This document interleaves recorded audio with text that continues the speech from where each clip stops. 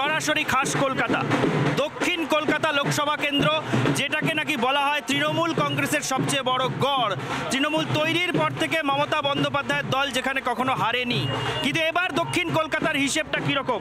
আমাদের সঙ্গে রয়েছেন দক্ষিণ কলকাতার বিজেপি প্রার্থী, যিনি প্রাক্তন কেন্দ্রীয় মন্ত্রী এবং রায়গঞ্জের বিদায়ী সাংসদ দেবশ্রী চৌধুরী। দেবশ্রীদি, রিপাবলিক বাংলার নেতার সাথে ভোটের পথেতে আপনাকে সবার আগে স্বাগত। নমস্কার।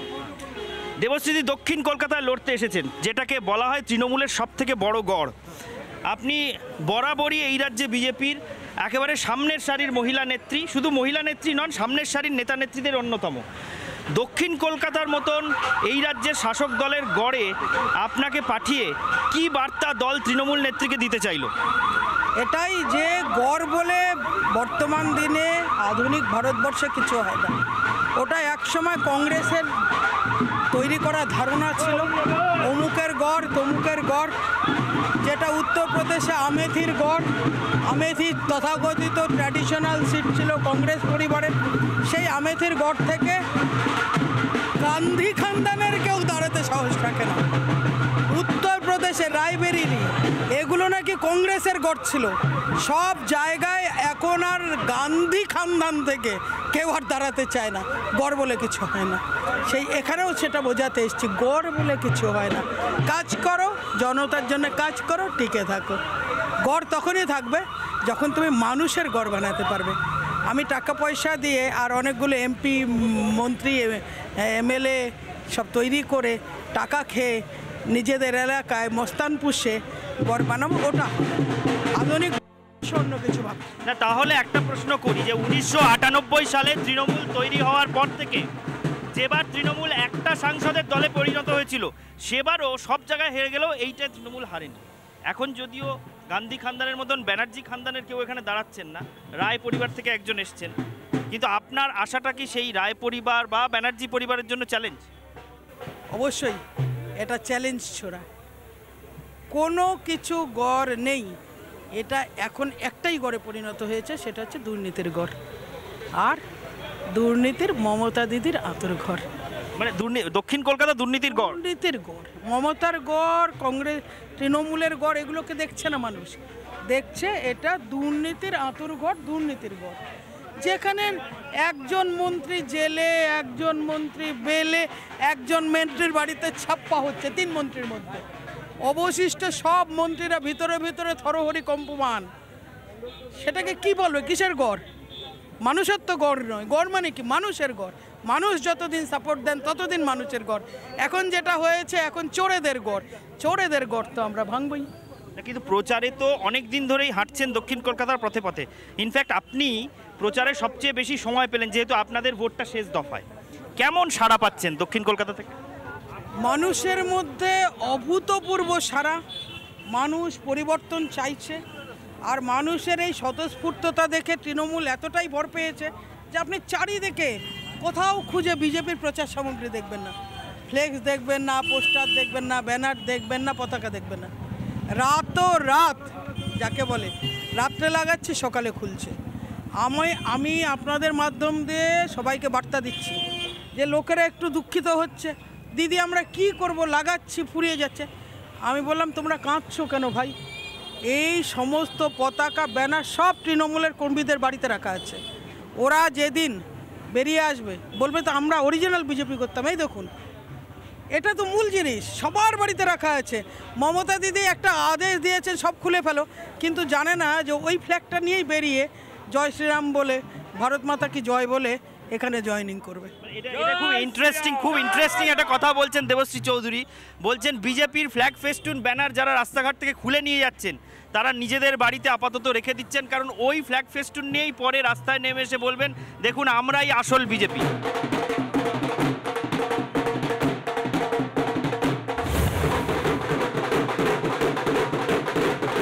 দেবশ্রী চৌধুরী পরবর্তী গন্তব্যের দিকে এগোচ্ছেন, আমরাও এগোচ্ছি তার সঙ্গে। দক্ষিণ কলকাতার পথে প্রান্তরে, মাঠে ময়দানে, অলিতে গলিতে দেবশ্রী চৌধুরী কিভাবে প্রচার সারছেন, তৃণমূলের সবচেয়ে বড় দুর্গে এসে দেবশ্রী চৌধুরী কতটা ফাটল ধরাতে পারছেন, সেদিকে দিনভর আজকে আমরা নজর রাখব। দক্ষিণ কলকাতা লোকসভা কেন্দ্রের কসবা বিধানসভা এলাকা, সেই কসবায় প্রচার সারছেন দেবশ্রী চৌধুরী।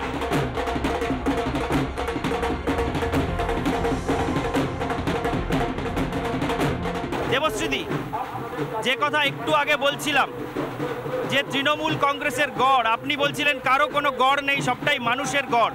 যেখানে যেভাবে রাস্তার দুপাশে মানুষজন বাড়ির বারান্দা থেকে, জানালা থেকে, ব্যালকনি থেকে আপনার দিকে হাত নাড়ছেন, তাতে তো আপনার উৎসাহ আরও বেড়ে যাওয়ার কথা। এরকম এটা কম আছে, কসবাতে মানুষ খুলে আসতে অনেকটা সাহস পাচ্ছে না, কিন্তু অন্য যেগুলো বিধানসভায় দেখুন সেখানে মানুষ ছাপিয়ে পড়ছে, পাগলের মতো হাত নাড়ছে। মানুষ একদম যারা প্রান্তিক মানুষ, যারা দেখুন সামনে, দেখুন সামনে, যারা প্রান্তিক মানুষ, যারা ভয় পাওয়ার কথা, তারা পর্যন্ত ভয়কে অগ্রাহ্য করে সমর্থন দিয়ে এগিয়ে আসছে। দক্ষিণ কলকাতার মতন আসনে যেভাবে দাপটের সঙ্গে জনসংযোগ করছেন দেবশ্রী চৌধুরী, সেটা সত্যি দেখার মতো দৃশ্য। কারণ দক্ষিণ কলকাতায় তৃণমূল ছাড়া অন্য যে কোনো প্রার্থী, অন্য যে কোনো দলের প্রার্থী, তারা আগে থেকেই ধরে নেন যে অত্যন্ত কঠিন আসনে তাদেরকে লড়তে পাঠানো হয়েছে। দেবশ্রী চৌধুরী বারবার বলছেন যে তার কাছে কোনো আসনটাই কোনো চ্যালেঞ্জ নয়, দল যেখানে পাঠায় সেখানেই তিনি লড়তে অভ্যস্ত। লড়তে যে তিনি অভ্যস্ত সেটা তার জনসংযোগের ধরনটা দেখলেই বোঝা যাচ্ছে। মাঝপথে জিপ থামিয়ে নেমে পড়লেন এবং যেখানে বুঝতে পারছেন যে মানুষজন স্বতঃস্ফূর্তভাবে সাড়া দিচ্ছেন, সেখানে নেমে রাস্তায় হেঁটে হেঁটে তিনি যেভাবে জনসংযোগ সারছেন, সেটা দেখলে আমি ছবিটা দেখাতে বলবো। গলির ভেতরেও লোকজন দাঁড়িয়ে রয়েছেন। এই জনসংযোগটা দেখলে দেবশ্রী চৌধুরীর প্রতিপক্ষ যে প্রার্থী, তিনিও কিন্তু যথেষ্ট উদ্বেগে থাকবেন। দেবশ্রীদি, যে ছবি দেখছি, মানুষজন যেভাবে রাস্তার দুপাশে দাঁড়িয়ে আপনার দিকে অভিবাদন জানাচ্ছেন, তাতে মালা রায়ের রক্তচাপ বেড়ে যাচ্ছে বলে আমার মনে হচ্ছে। আপনার কি মনে হচ্ছে? আমার যেটা মনে হয়, দক্ষিণ কলকাতাকে মুক্ত করার সময় এসছে, সন্ত্রাস দুর্নীতি মুক্ত করার সময় এসছে, সেই জন্য মানুষ আকুতি নিয়ে বেরিয়ে এসছেন। এটা আমার কাজ, অন্যের কার কি মনে হয় দিয়ে আমার কিছু যায় না।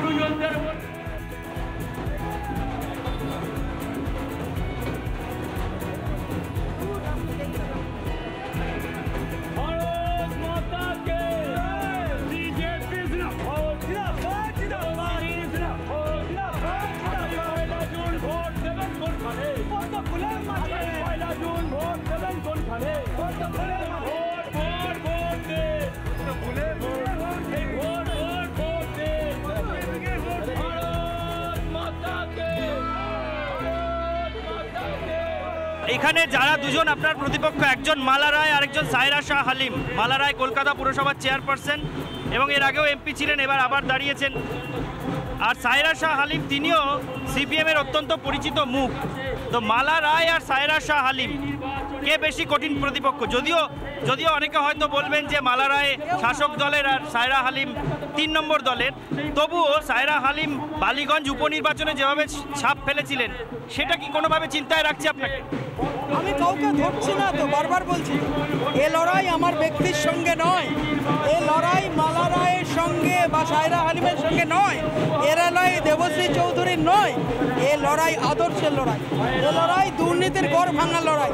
যারা দুর্নীতির গড় বানিয়েছে তাদের বিরুদ্ধে লড়াই, মানুষের লড়াই করতে এসেছি, দুর্নীতিগ্রস্ত কলকাতাকে মুক্ত দেওয়ার জন্য এসেছি। এ লড়াই আমার ব্যক্তিগত।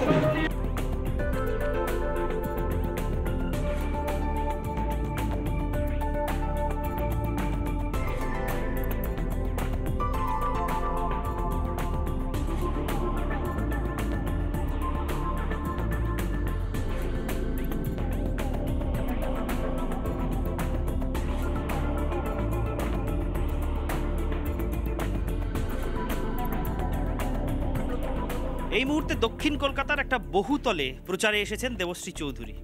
দক্ষিণ কলকাতার বহুতলগুলোতে যথেষ্ট সংখ্যক ভোটার থাকেন, কিন্তু ভোটের দিন তারা সময় মতো বুথে পৌঁছন না এবং এই বহুতলের ভোটাররা নামেন না বলে এই দক্ষিণ কলকাতার ভোটকে নিয়ন্ত্রণ করার অধিকার পেয়ে যান একটা নির্দিষ্ট জনগোষ্ঠীর লোকজন, এমনটা কিন্তু কথিত আছে বহুদিন ধরে। সেই জন্য এবার বহুতল থেকে ভোটারদের ভোটের বুথ পর্যন্ত নিয়ে যাওয়াটাকে একটা চ্যালেঞ্জ হিসেবে নিয়েছেন দেবশ্রী চৌধুরী।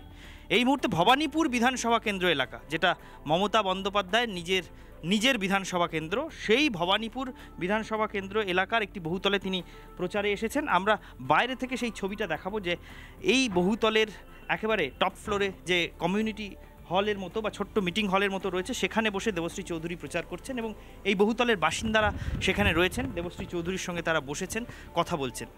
এখান থেকে একবার ছবিটাও দেখাবো, রজনীকে বলবো দেখাতে যে এই বহুতলের ওপর থেকে, ভবানীপুরের এই বহুতলের ওপর থেকে দক্ষিণ কলকাতা লোকসভা কেন্দ্রের বিস্তীর্ণ এলাকাটা দেখতে পাওয়া যায়।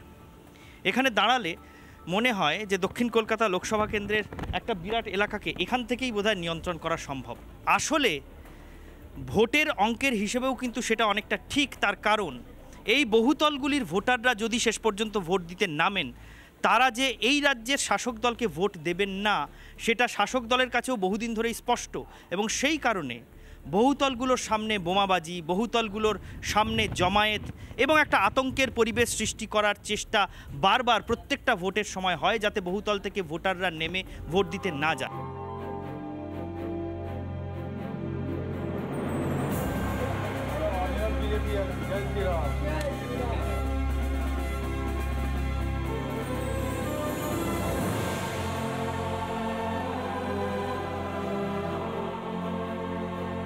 ভবানীপুর মানে মমতা বন্দ্যোপাধ্যায়ের নিজস্ব বিধানসভা কেন্দ্র, তার নিজস্ব নির্বাচনী ক্ষেত্র, সেই বিধানসভার একটি বহুতলে এই মুহূর্তে বাসিন্দাদের সঙ্গে মিটিং সেরে বেরোলেন দেবশ্রী চৌধুরী।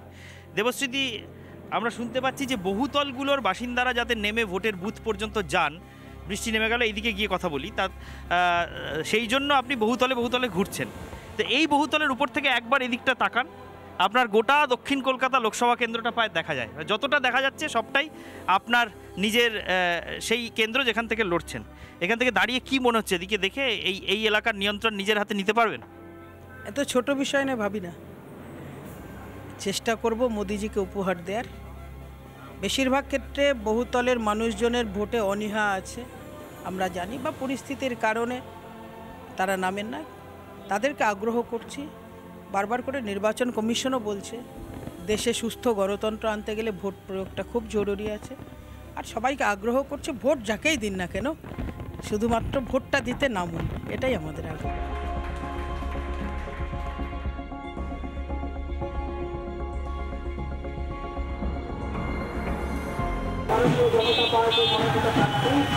আপনাদের সঙ্গে আপনাদের এলাকায় এসেছিলাম, বারবার আসছি, শুধু একটাই বলতে যে এবারের লড়াই দুর্নীতির গড়ভাঙার লড়াই, এবারের লড়াই অন্যায়ের বিরুদ্ধে লড়াই, এবারের লড়াই 24,000 শিক্ষককে যেভাবে বাতিল হয়েছে শুধুমাত্র তৃণমূল সরকারের লুটতরাজ ঘুষ খাওয়ার জন্য, সেই সমস্ত 24,000 ছেলে মেয়ে এবং তার সঙ্গে তার পরিবার 1.5 লাখ লোকের চোখের জলের বিরুদ্ধে লড়াই। এখন দুপুর 2টো বেজে গেছে। কসবার পদযাত্রার পরে আবার এক দফা ভবানীপুরের বহুতলে তিনি প্রচার সারলেন। এবার ফিরছেন বিজেপির জেলা পার্টি অফিসে ঢাকুরিয়ায়। দেবশ্রীদি, এখন জেলা পার্টি অফিসে ফিরছেন ঠিকই, এই জেলা পার্টি অফিসটা কলকাতায়, কিন্তু এখন পার্টির মধ্যে মজা করে অনেকে বলছেন পার্টিতে নাকি 2টো জেলা এখন খুব স্ট্রং, একটা দক্ষিণ দিনাজপুর, একটা পূর্ব মেদিনীপুর। কেউ কেউ বলছেন যে রাজ্য সভাপতি তিনি দক্ষিণ দিনাজপুরের, রাজ্যে প্রাক্তন মন্ত্রী তথা একেবারে মমতা বন্দ্যোপাধ্যায়ের খাস তালুকে যাকে লড়তে নামানো হয়েছে দেবশ্রী চৌধুরী, তিনি দক্ষিণ দিনাজপুরের। Organising secretary, general secretary organisation Amitabh Chakraborty, তিনি দক্ষিণ দিনাজপুর। আর অন্যদিকে পূর্ব মেদিনীপুরে রাজ্যের বিরোধী দলনেতা প্রবীণ নেতা শিশির অধিকারী, কাঁথির প্রার্থী সৌমেন্দু অধিকারী। এই 2টো জেলা নাকি এখন কলকাতাকে নিয়ন্ত্রণ করছে, কি মনে হচ্ছে?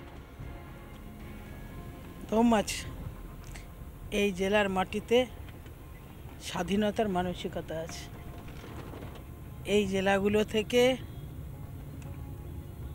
যে মানুষগুলো ছিল বা মাটির যে রক্ত, সেই রক্ত পরাধীনতা সহ্য করতে পারে না। সেই জন্যে যে কোনো মূল্যে, যে কোনো কঠিন পরিস্থিতিতে এই জেলার প্রতিনিধিত্ব হবে, এটাই স্বাভাবিক। কিন্তু বরাবর পশ্চিমবঙ্গের রাজনীতিতে আমরা দেখে এসেছি কলকাতায় রাজনীতির ভরকেন্দ্র।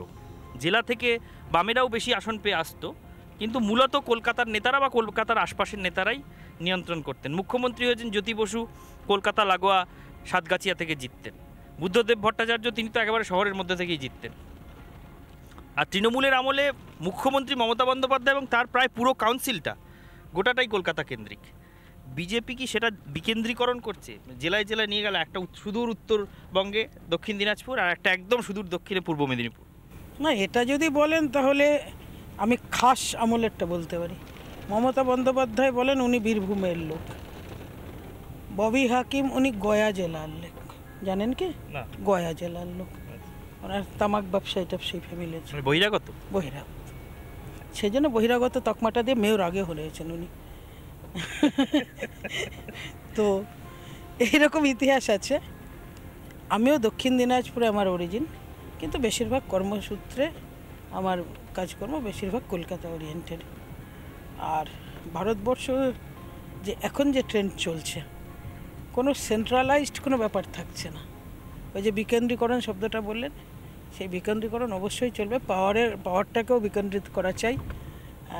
জেলার লোকেরা কেউ পিছিয়ে থাকার নয়, জেলার মানেই সেই জেলার ক্ষমতা নেই, দক্ষতা নেই, এরকম ভাবার কোনো ভাবনা নেই।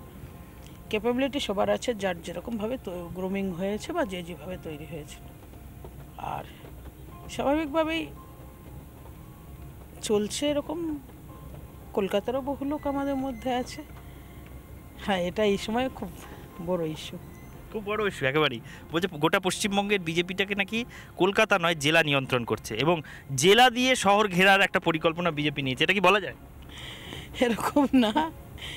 আমরা ভারতবর্ষের যে কোনো প্রান্তের মানুষ, যে কোনো জায়গায় যে কোনো অবস্থায় আমরা তাকে দায়িত্ব দিই।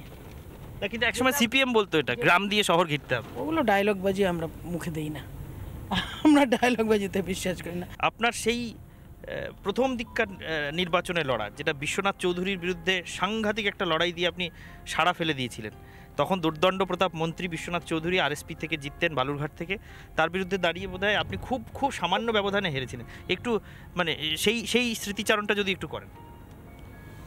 মানে সেই সময় যেটা হয়েছিল, উনি খুব মানে সুচতুর চাল চেলেছিলেন। মানে সবটা বলছি না, বিশ্বনাথ চৌধুরী যা হয় জেলা শহরে, যখন যুক্ত ফ্রন্ট হয়েছিল, বাবা জনসংঘের সভাপতি ছিলেন, ওনারা আরএসপি ছিলেন, জানতে যুক্ত ফ্রন্টে ইন্দিরা গান্ধীর বিরুদ্ধে জোট হয়েছিল। তো সেই সময় থেকে আর মোটামুটি উনিও চৌধুরী ব্রাহ্মণ, আমরাও চৌধুরী ব্রাহ্মণ, মোটামুটি দূর সম্পর্কে ধরলে কোনো না কোনোভাবে রিলেটিভ বেরোই যায় জেলা শহরে। যেদিন কোর্টে বসে আমরা এফিডেভিটগুলো করছিলাম, সেদিন উনিও ছিলেন, আমিও ছিলাম। তো এত সিনিয়র মানুষ, আমাদের সেই সংস্কৃতি আছে, আমি ওনার পায়ে হাত দিয়ে প্রণাম করেছিলাম। তো উনি বললেন, হ্যাঁ কাকু ভালো আছেন তো? আমাদের জেলা শহরে এরকমই চলে, কাকু ভালো আছেন তো? প্রণাম করেছি। লাস্টে যখন উনি হারবেন, একদম ফাইনাল হয়ে গেছে, তখন উনি গ্রামে গ্রামে গিয়ে প্রচারটা করে দিলেন যে দেবশ্রী তো আমারই ভাইজি, মেয়েটা খুব ভালো, আগে এগোবে, কিন্তু এবার তোমার লাস্টবার, আমাকে এবারটা জিতিয়ে দাও। এই চালটা চেলে দিয়ে আমি ওই ইয়েতে হেরে গেলাম আর কি, অল্প মার্জিনে, খুব কম মার্জিনে হেরেছি, খুব মার্জিনে কম হয়েছিলাম। মানে আমার তো খুব নেই, আমার মানে পলিটিক্যালি কত রকম ট্রিক্স হতে পারে এটাও তো একটা জ্ঞান। একদম এমন কিছু আমি যেমন এখনো পর্যন্ত আমার মুখ দিয়ে অসভ্য অশালীন শব্দ রাজনীতিতে বেরোয়নি, আমি চেষ্টা করি। আমি এটা কিন্তু একজন কমিউনিস্ট নেতাকে দেখে শিখেছি। কাকে দেখে? অনিল বিশ্বাস। আচ্ছা আচ্ছা।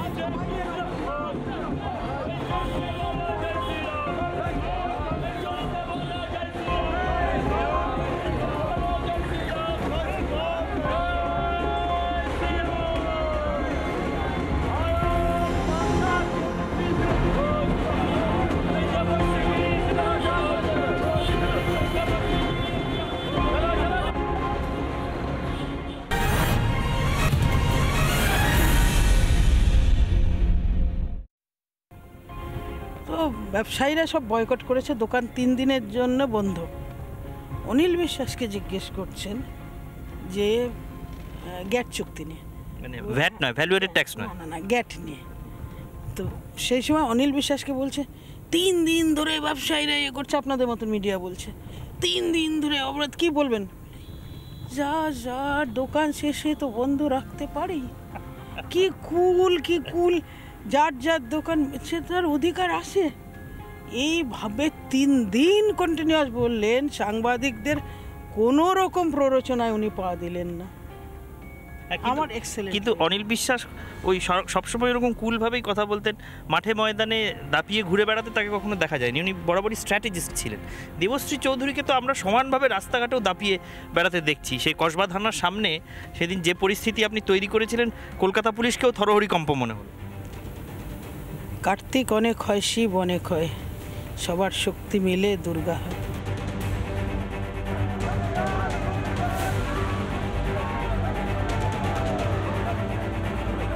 বালুরঘাট থেকে উত্থান, তারপরে নানা জায়গায় ভোটে লড়লেন, রায়গঞ্জে গিয়ে সাংসদ হলেন, দিল্লি চলে গেলেন, কেন্দ্রীয় মন্ত্রী হলেন, এখন ফিরে এসে সম্ভবত বাগুইয়াটির ভোটার। হ্যাঁ, ভোটার আমি বাগুইয়াটির ভোটার মানে একেবারে কলকাতা লাগোয়া এলাকা। লড়ছেন দক্ষিণ কলকাতা। ঠিক কোন দিশায় এগোচ্ছেন দেবশ্রী চৌধুরী? কোনো দিশা নেই। দেশকে সর্বশ্রেষ্ঠ জায়গায় নিয়ে যেতে হবে, পশ্চিমবঙ্গকে বাঁচাতে হবে। ডক্টর শ্যামাপ্রসাদজির যে স্বপ্ন, শ্যামাপ্রসাদ মুখার্জির স্বপ্ন, সেটাকে বাঁচিয়ে রাখতে হবে, বড় করতে হবে। পশ্চিমবঙ্গের যে অবনমন হয়েছে, বাঙালি হিসেবে তো এটা সহ্য করা কঠিন। আমার যখন জন্ম হয়েছিল বাঙালি পরিবারে, তখন আমি গর্বিত বাঙালি ছিলাম। আজ যখন আমি বাঙালি হিসেবে 53 বছরে পৌঁছেছি, তখন গোটা ভারতবর্ষের মধ্যে আমি একজন ঘৃণার পাত্র হব। নেত্রীরা বা অভিনেত্রীরা কেউ কিন্তু নিজের বয়স বলেন না। আমার কিছু যায় আসে না, আমি সব কিছু সব খোলা পাতা আমার জীবন, কোথাও কোনো আমার ইয়ে নেই।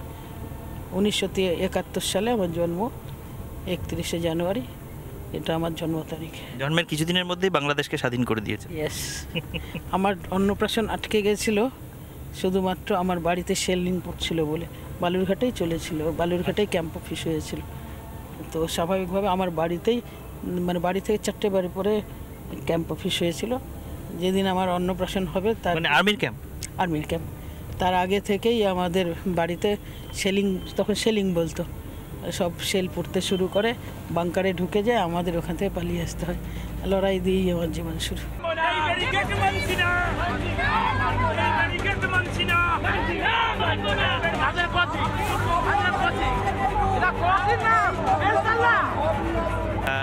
তাহলে এখানে প্রাসঙ্গিকভাবে আরেকটা প্রশ্ন আসে, যে আপনি যেমন বলছিলেন যখন যে দিশায় পাঠানো হবে আপনি সে দিশায় যেতেই প্রস্তুত, কিন্তু আপনি উত্তরবঙ্গ থেকে দিশা বদলে হঠাৎ করে যেভাবে দক্ষিণ কলকাতায় চলে এসেছেন, তাতে কি তৃণমূল একটু দিশাহারা বোধ করছে? দক্ষিণ কলকাতার মানুষ হয়তো ভাবছিলেন পশ্চিমবঙ্গে মমতা ব্যানার্জি ছাড়া কোনো নেতা নেই, হয়তো ওনারা আমার মধ্যে সেই আশ্বস্তটা পেয়েছেন। একটা নির্বাচন লড়তে গিয়ে নির্বাচনকালীন পরিস্থিতিতে 3বার আমাকে বড় অ্যাজিটেশন করতে হয়েছে। আরও এ কদিনে কতবার করতে হয় দেখা যাক। কিন্তু আমি কিন্তু পিছু ছাড়িনি, পিছু হটিনি। আমার যে বয়সটা বললাম, সেই বয়সটা মানে একজন মহিলার কাছে সকাল 9টা 11টা থেকে, তার আগে আমি 8টা থেকে প্রচার করে এসেছি রোদের মধ্যে। সেই সকাল 8টা থেকে রাত্রি 2টো পর্যন্ত রাস্তায় বিনা খেয়ে, মানে এরকম না লুকিয়ে লিকুইড চকলেট আসেনি, কিন্তু মানে পর্দা টর্দা বানানো হয়নি, একদম ওপেন বসেছিলাম। আমাকে পুলিশ বলেছিলেন যে ম্যাডাম আপনি বসেই থাকুন কিন্তু এসিতে বসুন। আমি বলেছিলাম আমার কার্যকর্তার আগুনে পুড়ছে, আর আমি ওখানে গিয়ে বসে আপনার সঙ্গে লিকুইড চকলেট খাবো, ও তো হবে না, আমি এখানেই বসে থাকবো। এবং ওনারা অনেক হাত পায়ে ধরে সাদাসাদি করেছেন, ম্যাডাম কিছু খান, খাবো না, আগে উত্তর দিন কেন করেছেন বা ওদেরকে অ্যারেস্ট করুন, আমি সব কিছু মেনে নেব। আমি কিন্তু নোংরামি করি না কোথাও, আমি অন্যকে হ্যাকেল করি না, যেমন তিনি করতেন। হাইরোড অবরোধ করে 25 দিন ধরে 22 দিন ধরে লরি সমস্ত ব্যবসায়ীদের ক্ষতি করে, আমি কারো করিনি। আমি বলেছি সাইড নিয়ে বসবো। ওই যে মানুষের এই বিশ্বাসটা এসছে না, মানে শুধু একা তিনিই পারেন এরকম না। হ্যাঁ, হতে পারে যে আমি সাদা শাড়ি পরি না, হাওয়াই চপ্পল, সেফটি পিন লাগিয়ে। আমার এমনি চামড়ার জুতোটার দাম 1,500 টাকা, চপ্পলের দাম আমি শুনেছি স্কেচার্সের দাম 12,000 টাকা। কে পড়ে সেটা? আমি এটা বলাটা ঠিক না। না, কিন্তু সেফটি পিন লাগিয়ে কখনো চটি পড়বেন? এটার দাম এমনিতে গিফট করেছে, এই শাড়ির দাম 1,500 টাকা। আমি শুনেছি সাদা শাড়ির রেনে ব্র্যান্ডের দাম 22,000 টাকা, শুনি যা। তো আমি ওটা নাটক করি না, আমরা নাটক করি না। মানুষের জন্য যেমন হওয়া উচিত স্বাভাবিক জীবনযাপন, ঠিক যেমন হওয়া উচিত। আমি একজন এমপি হলে যতটুকু মিনিমাম হওয়া উচিত ততটুকুই আছে আমার। এর বাইরে আমাকে প্রদর্শন 37টা প্লট হয়নি তো আমার ভাইয়ের। আমার ভাইয়ের যদি কেউ দেখাতে পারে ব্যাংক সার্চ করে যে এই 5 বছরে তার অ্যাকাউন্টে 10 লাখ টাকা ঢুকেছে। দেখা কেউ, আমি চ্যালেঞ্জ দিয়ে দিলাম, যে কেউ চাইলে পরে আমার ভাইয়ের অ্যাকাউন্ট নাম্বার দিয়ে দিতে পারি আপনাদেরকে। আমার বাড়ির সবার সব কিছু খোলা দিয়ে দিয়েছি, সব খোলা আমাদের জীবন। কেউ একটা দিন একটা বেলার জন্য আমার বাড়িতে, আমার মা ওলা করে যায় 78 বছরের মহিলা, কোথাও যেতে গেলে আমার এই একটাই গাড়ি, এই গাড়িটা আমার ভাঙাচোরা 5 বছর আগে ইলেকশনের আগে কিনেছিলাম, খাটাবো বলে ব্যবসায়, সেটাতেই চড়ছি 5 বছর ধরেতেই চলেছি। তো আমার মা ওলাতে যায়, আমার বাড়ির লোকেরা কোথাও গেলে ওলা উবের ধরে যায়। 5 বছর মন্ত্রী থেকেছি। আজও আমার বাড়িতে কাজের লোক না এলে আমার বাড়ির মা ভাই বউরা মিলে বাসন মাজে, রান্না করে নেয়। 78 বছরের মা। তো কারুর জীবনে পরিবর্তন করতে দেয়নি, কারুর লোভ জাগেনি, কারুর মনে হয়নি যে আমি আরামের জীবন করব। আমার ভাইরা রিক্সা করে, টোটো করে, অটোতে করেই বাজার যায়, ব্যাগ হাতে টেনে নিয়ে আসে, পাশে কোনো দাদা থাকে না। মাছালারা বলে, দাদা এখানকার কাউন্সিলরের চামচেরা এসে সাদা পাজামা পাঞ্জাবি পরে, গলায় সোনার গরুর দড়ি পরে এই ব্যাগ ছুঁড়ে দিয়ে বলে যা যা ভালো মাছ আছে তুলে দিস, আর আপনি একটা মন্ত্রীর ভাই হয়ে আপনারা বাজারে এসে দামাদামি করে একদম সাধারণ মাছ কেনেন। তো আমার ভাইরা বলে আমার দিদি মন্ত্রী হয়েছে, আমরা ভালো খাবো বলে না। তো এটা আমাদের জীবন দর্শন, আমরা সেই জীবন দর্শনে চলি।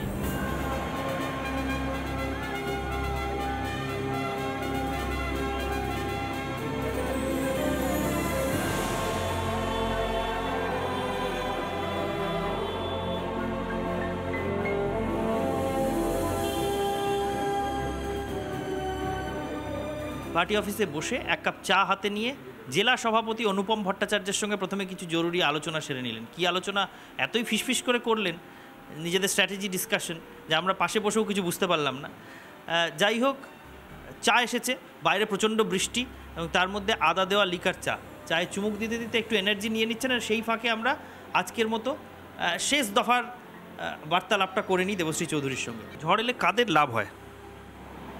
যাদের কাছে ত্রাণের জন্য লাফালাফি করেন, বড় করে বাজেট তৈরি করেন, না পেলে চুল ছেড়েন এবং ওটাই ইস্যু করেন, আমরা জানি তো তাদের নাম, আমরা জানি, আপনারা জানেন, গ্রামাঞ্চলের প্রত্যেক মানুষ জানে। আয়লায় কারা লাল হয়েছে, আমফানে কারা ট্রিপল পেয়েছে, এগুলো সবাই নাম জানে। আপনারা বিভিন্ন বিজ্ঞাপন ছেড়েছেন দেখলাম, সোশ্যাল মিডিয়ায়, টেলিভিশনে, বিভিন্ন জায়গায় বিজ্ঞাপন চলছে। সেখানে কিছু কিছু চরিত্রকে দেখা যাচ্ছে যারা ক্যামেরার সামনে এসে দাঁড়িয়ে বলছেন আমরা তোলামূল, আমরা চাল দেখলে লোভ সামলাতে পারি না, অমুক তমুক। এটা এই তোলামূল বলে কাদের কটাক্ষ করছে? এটা কটাক্ষর ব্যাপার নেই, এখন এই নামেই চলছে। পশ্চিমবঙ্গের রাজনীতিতে এই নামটাই হয়ে গেছে। লোকে ভুলেই গেছে আসল নামটা কি, লোকে ভুলে গেছে, যদিও আমি বলি না, কিন্তু আমাদের শুভেন্দুদা এটা জনপ্রিয় করে দিয়েছেন, আর পশ্চিমবাংলায় এটাই এখন নাম। আর লোকে বলবে না কেন? এটা বাদে তৃণমূল নামটা কখনো রেখেছিল, গ্রাসরুট লেভেল থেকে তৈরি কংগ্রেস, এটা ছিল মমতা ব্যানার্জির মানসিকতা। আর এখন কি হয়েছে? একটাও নেই যে লাল চুল কানে দুল ছাড়া, তোলা না তুলে একদিনও তৃণমূলের চলবে না, নাম হয়ে গেছে। বেশ, একেবারে আজকের মতো আলোচনার শেষ পর্বে আমরা দেবশ্রীদির থেকে জেনে নিতে চাইব 7টা বিধানসভা আপনার এই লোকসভার মধ্যে যথারীতি। তার মধ্যে ভবানীপুর, রাসবিহারীতে আপনারা আগেও লিড নিয়েছেন, বিজেপি আগেও তৃণমূলের থেকে বেশি ভোট পেয়েছে 2014 নির্বাচনে। এছাড়া বালিগঞ্জ আছে, কসবা আছে, বেহালা পূর্ব, বেহালা পশ্চিম, কলকাতা বন্দর। 7টা বিধানসভার মধ্যে কোনগুলোতে সবচেয়ে ভালো ফল আশা করছেন? আমি তো নিজেই বুঝতে পারছি না কোনগুলোকে বলবো, কোনগুলোকে ছাড়বো। মনে হয় আপনি সবচেয়ে কঠিন যেটা সেটাতে ঘুরে এলেন, আর সেখানে আপনি প্রতিক্রিয়া দেখলেন। আমি দুটো ঘুরলাম, কসবা আর ভবানীপুর।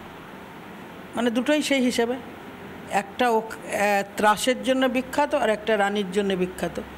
তো দুটোই ব্যাপারটা হচ্ছে, দুটোতেই আপনি সারা যেরকম দেখলেন, সেজন্য এরকম কিছু নেই। আমার মনে হচ্ছে মানুষ স্বতঃস্ফূর্তভাবে তৈরি আছে, আর আমার যেখান থেকে লড়ে আসার অভিজ্ঞতা আছে তাতে আমি দেখেছি মানুষই শেষ কথা বলে, কোনো অঙ্ক মেলে না। মানুষ যদি সিদ্ধান্ত নিয়ে ফেলে একবার, তাহলে ঘটি উল্টাতে বেশি সময় লাগে না। আমি শেষ প্রশ্ন করব, তার আগে অনুরোধ করব একবার একটু আদা চায় চুমুক দিয়ে নিন, একটু চাঙ্গা হয়ে হয়তো এটা জবাবটা দিতে হবে। দক্ষিণ কলকাতা যেহেতু তৃণমূলের গড়, যদিও আপনি স্বীকার করেন না, দক্ষিণ কলকাতায় যে কোনো নির্বাচনে বুথে বুথে বিভিন্ন এলাকায় যেভাবে এই রাজ্যের শাসক দলের বাহিনী দাপিয়ে বেড়ায়, দাপট দেখায়, শেষ আমরা পৌরসভা নির্বাচনের সময় দেখেছি, যারা দাপিয়ে বেড়ায় সেই বাহিনীর উদ্দেশ্যে দেবশ্রী চৌধুরী কি কোনো সতর্কবার্তা দিয়ে রাখবেন? অবশ্যই আপনাদের মাধ্যম দিয়ে সেই বাহিনীকে, এর আগের দিন সাগরকে বলে এসছি 142 নম্বর ওয়ার্ডে, লাল চুল, কানে দুল দেয়া, সাদা প্যান্ট পরা সাগর পঞ্চায়েত থেকে এসেছিল, নাম নিয়ে বললাম সাগর ভুইয়া, সম্ভবত নাম লিস্ট করা আছে, কে কে নাম আছে সব আছে। আমি সেদিন মাইকে বলেছি, আজকে আপনাদের মাধ্যম দিয়ে বলছি। দেখুন, পার্থ চট্টোপাধ্যায় মমতা বন্দ্যোপাধ্যায় সবচেয়ে কাছের লোক ছিল। টাকাগুলো বেচারা পার্থকে রাখতে দিয়েছিল, এমনকি পার্থ সব তো কিছু করেইছে দিদির জন্য, দিদির খাতিরে ওই বয়সে বান্ধবী পর্যন্ত করেছে, যার খাটের তলাটার দরকার ছিল, সন্দেহ করবেন। অনুব্রত মণ্ডল কেসটা, দিদির প্রাণের ভাই কী না কী করেছে, চরম চরম ঢাক বাজিয়েছে, গুড় বাতাসা খাইয়েছে। বেচারা জ্যোতিপ্রিয় মল্লিক, বালু, দিদির কারণে রেশনের চাল চুরি করতে হয়েছে, কত চুরি করতে হয়েছে, সব তো দিদির ইচ্ছেতেই। প্রথম যখন জেলে যায় শাহজাহান তো ভোট করায়, রোহিঙ্গা ঢোকায়, পিঠা বানানোর জন্য লোকদেরকে নিয়ে যায়। তো দিদির খুব ভালো ভাই, প্রিয় ভাই ছিল। এরা যখন জেলে ঢুকে তিহার জেলের মধ্যে পড়ছে, আপনারা জানেন পার্থ চট্টোপাধ্যায় অনুব্রত কী খুঁজছে? শুধু একটা কমোড খুঁজছে, কমোড।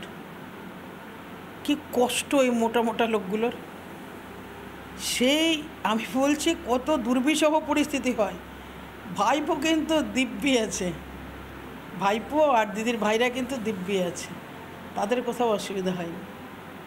আর আরেকটা আছে ভাইপোর সাকরেদ, কী নাম? বিনয় মিশ্রা। কোথায় আছে? ভানুতুয়া নাকি কোথায়, ভানুতুয়া দ্বীপের মধ্যে। বেচারা লোকও দেখতে পায় না, পাখিও যায় না, একা পড়ে আছে দ্বীপের মধ্যে, খোঁজার লোক নেই, দেখার লোক।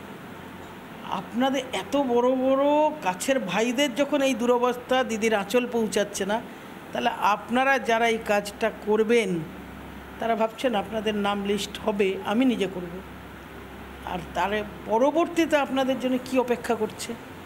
আপনাদের বেল করানোর মতন কোনো নেতা বাঁচবে না, কাজে আপনারা ওর মধ্যে পা দেন না। আমি আপনাদেরকে অনুরোধ করছি, যদি আমার এই ইন্টারভিউ, আমার এই মেসেজ দেখেন, ফালতু আপনারা ফাঁসবেন, কয়েকদিনের মেহমান। আর তো স্বাভাবিকভাবে আপনারা সমঝে যান, নিজের নিজের জায়গায় যে যার ইচ্ছে মতন ভোট দিক। আমরা কাউকে প্রেশার করছি না, মানুষকে ভোট দেওয়ার সুযোগ করে দিন, আর না হলে পরে কেঁদে কুল পাবেন না। এটুকুই আপনাদের মাধ্যম দিয়ে যারা করেন তাদেরকে সাবধান করলাম, বাদবাকিটা আপনাদের সিদ্ধান্ত। বাইরে তুমুল বৃষ্টি, মুষলধারে বৃষ্টি, আর ভেতরে কাপে লিকার চা, তার মধ্যে আদার ঝাঁঝ। একেবারে সেই আদার ঝাঁঝের মতোই ঝাঁঝালো বক্তব্য শেষ পর্বে দেবশ্রী চৌধুরী রাখলেন।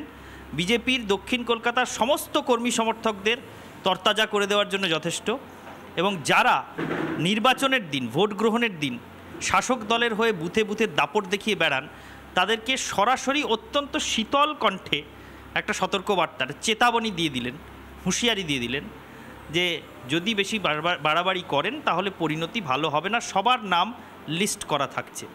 দেবশ্রী চৌধুরীর সঙ্গে সারা দিন নেতার সাথে ভোটের পথে এই অনুষ্ঠানে আমরা ছিলাম। এরপর দেবশ্রী চৌধুরী এই আসনে যেদিন ভোট গ্রহণ হবে সেদিনও সারাদিন আমাদের নজরে থাকবে। তবে আপাতত কর্মী সমর্থকদের চাঙ্গা করে দেওয়ার জন্য যে বার্তা তিনি দিলেন, অন দ্যাট নোট, সেই বার্তা দেবশ্রী চৌধুরী, সেই বার্তাকে মাথায় রেখে আজকের অনুষ্ঠান এখানেই শেষ করছি। ভিডিও জার্নালিস্ট রজনীকান্ত বেরার সঙ্গে ঈশানদেব চট্টোপাধ্যায়, রিপাবলিক বাংলা, কলকাতা।